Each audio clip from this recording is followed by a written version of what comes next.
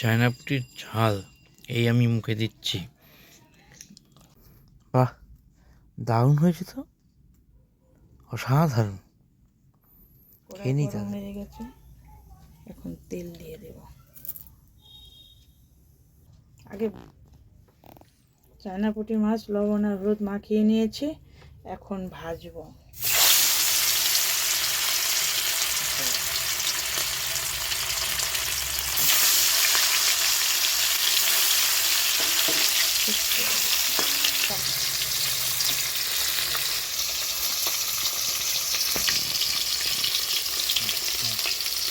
মাছটা এখন আমি উল্টে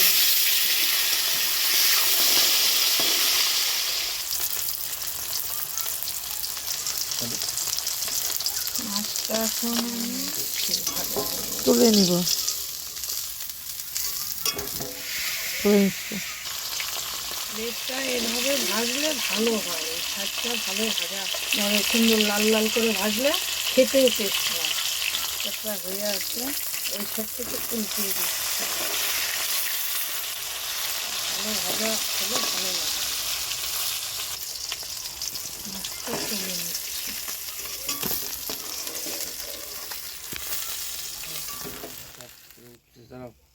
দেখি,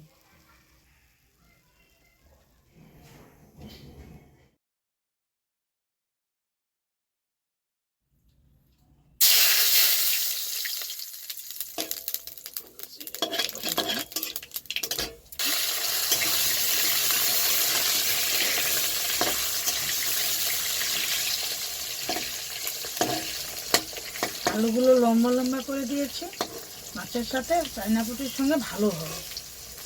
আলুগুলো পিস লম্বা লম্বা করে দিয়েছি, দেখতেও ভালো লাগবে, পছন্দ না খুব ভালোবাসে লম্বা লম্বা আলু। গ্যাসটা আমি বাড়িয়ে দিচ্ছি। যা হয়েছে,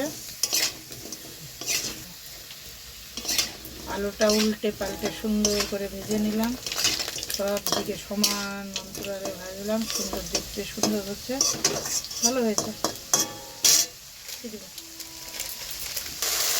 লবণ দিলাম, স্বাদ মতো লবণ,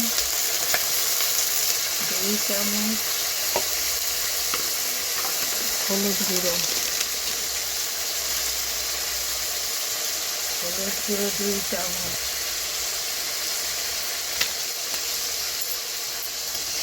এখানে সুন্দর করে কষাতে জিরের গুঁড়ো দিলাম,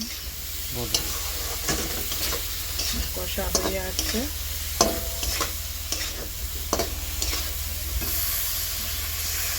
জল দিয়ে দেবো। ঝোলটা 5 মিনিট ফুটিয়ে নেওয়ার পর এখন মাছ ছাড়বো।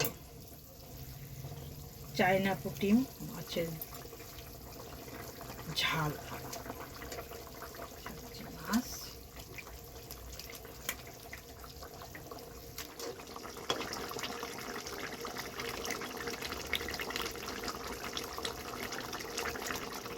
আরেকবার বলো, বলো না, বললেই হবে। গ্যাসটা আমি বন্ধ করলাম, বন্ধ করো। নামিয়ে নিলাম। এটা আমি অন্য একটি পাত্রতে রেখে দিলাম।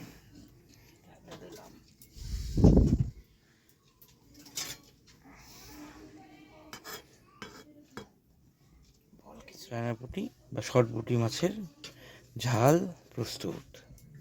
চায়নাপুটির ঝাল হয়ে গেছে রেডি, এখন বাবুকে খেতে দিব। গরম গরম ভাত আর মাছের ঝাল। এ তো দেখেই জিভে জল চলে আসছে।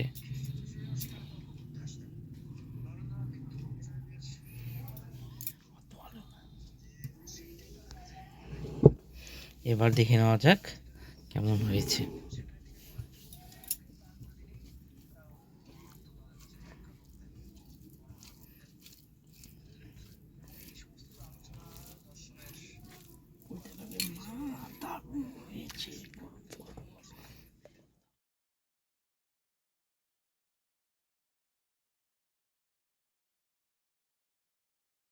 চায়নাপুটির ঝাল এই আমি মুখে দিচ্ছি।